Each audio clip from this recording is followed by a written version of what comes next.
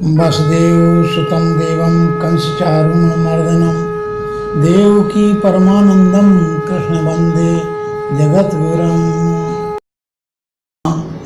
अब मैं गीता के प्रथम अध्याय के प्रथम श्लोक की ओर चलते हैं, जिसमें धृतराष्ट्र ने संजय से पूछा है कि धर्म क्षेत्रे कुरुक्षेत्रे संवेता यतत्सा माम कह पांडवस् किम कुर्वति संजय।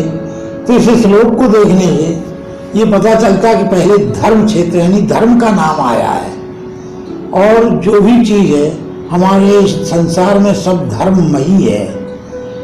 तो ब्रह्मा ने जब सृष्टि का सृजन किया तो उसके साथ सृष्टि को समुचित ढंग से चलने के लिए एक धर्म दिया, जिसे हम सनातन धर्म कहते हैं।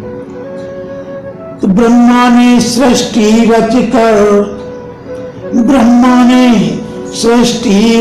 कर इस वसुधा का विस्तार किया, इस वसुधा का विस्तार किया।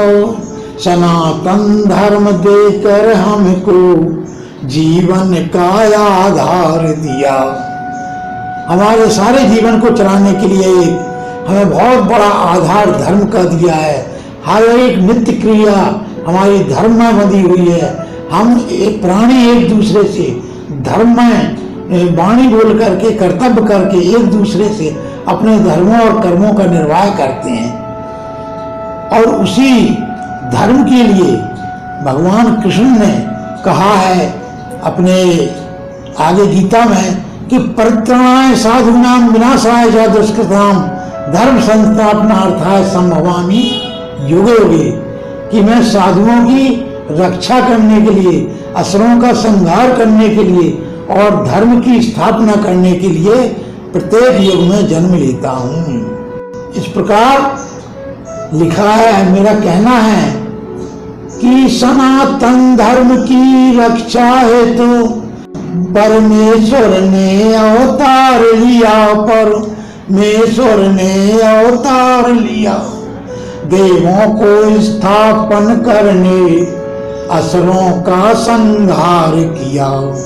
तो सनातन धर्म की जय होवे, जिसने जीवन गुलजार किया, जिसने जीवन गुलजार किया।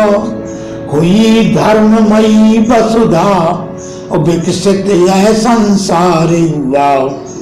धर्म में सारी धरा होकर के हर्षित रही और सारे नित्य क्रियाकर्म हमारे सही चलने लगे। इसी प्रकार से इसलिए धर्ममय चीज होने के कारण हमारे गीता के प्रथम अध्याय में धर्म शब्द दिया गया है कि धर्म क्षेत्रे कुरुक्षेत्रे संवेता यतस्सा माम कहा पांडवश्चैव किम कुर्वति संजय। धृतराष्ट्र कहते हैं संजय से धृतराष्ट्र नृप पूछन लागे हाल, क्या करते हैं युद्ध में पांडव ममलाल। यह सुनकर संजय बोला सारा वृतांत सुनाता हूँ, सारा वृतांत सुनाता हूँ। मैं दिव्य दृष्टि द्वारा लख कर रण का हाल बताता हूँ। इस प्रकार से संजय ने दिव्य दृष्टि के द्वारा महाराज धृतराष्ट्र को रण का हाल सुना रहे हैं। तो धर्म क्षेत्र और कुरुक्षेत्र एक ही स्थान का नाम है, और उसके नाम दो हैं, धर्म क्षेत्र धर्मभूमि और कुरुक्षेत्र। आखिर एक स्थान के दो नाम कैसे हुए, अब इस ओर अपन चलते हैं। तो महाभारत के वन पर्व के 83वें अध्याय में हुआ, शाल्य पर्व के 53वें अध्याय में इस स्थान का वर्णन की महिमा मिलती है। यह स्थान सरस्वती नदी के दक्षिण में और दशवती नदी के उत्तर में, अर्थात अंबाला से दिल्ली की ओर और दिल्ली से अंबाला की ओर मध्य में 500 योजन का यह एक क्षेत्र है। तो जिसे पहले धर्म क्षेत्र कहा गया था, कि ब्रह्मा इत्यादि देवताओं ने आकर के यहाँ तपस्या की थी, इस कारण से ये धर्म क्षेत्र किया का इसका नाम हुआ। ब्रह्मादि देवों ने आकर कठिन तपस्या की भारी भई, कठिन तपस्या की भारी, धर्म क्षेत्र इसी से कहलाया, जिसकी महिमा है भारी। कालांतर में राजा कुरु ने एक तप यज्ञ अनुष्ठान किया, कुरुक्षेत्र इसी से वह कहलाया, विप्रों को भारी दान दिया। तो पहले ब्रह्मादिक आदि देवताओं ने आकर के वहां तपस्या की, इससे वह धर्म क्षेत्र कहलाया, धर्म भूमि कहलाई। बाद में कालांतर में एक राजा कुरु हुए और उन्होंने वहां पर एक तप करते हुए एक यज्ञ का अनुष्ठान किया और बहुत सा दान दिया, जिससे वह क्षेत्र कुरु क्षेत्र कहलाया। अर्थात यह दोनों स्थानों के एक ही नाम है।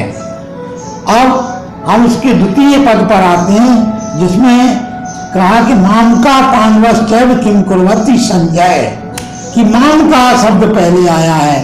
धृतराष्ट्र पूछते संजय से कि माम का, तो मेरे पुत्रों ने क्या किया, यानी धृतराष्ट्र जन्मांध होने के कारण और पुत्र मोह के और अधिक गहराई से अंधे होने के कारण, पुत्र मोह के कारण उन्होंने यह इच्छा व्यक्त की कि मेरे पुत्रों ने क्या किया।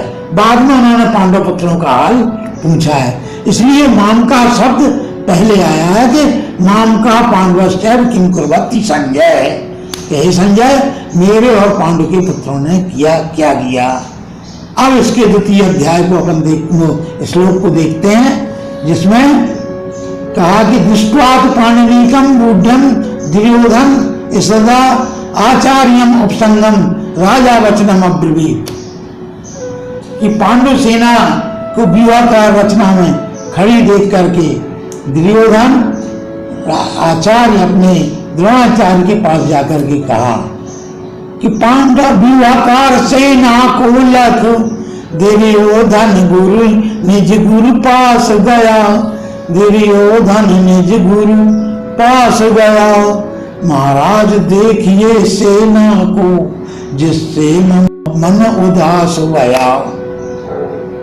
तो इस प्रकार यहाँ दुर्योधन को राजा शब्द से संबोधित किया गया, जबकि राजा तो उस समय धृतराष्ट्र थे। राजा वचनम अब्रवीत, राजा ने जाकर द्रोणाचार्य के पास कहा, लेकिन राजा उस समय धृतराष्ट्र थे। धृतराष्ट्र के अंधे होने के कारण राज्य की समुचित व्यवस्था दुर्योधन के द्वारा कार्यान्वित होती थी, इसलिए वहां इसको राजा का पद दे दिया गया है। और इसी के साथ मैं आपको ये निवेदन करते हैं कि हमारे इन वीडियोज को भली बात देखें, समझें और इसको आगे फॉरवर्ड करें।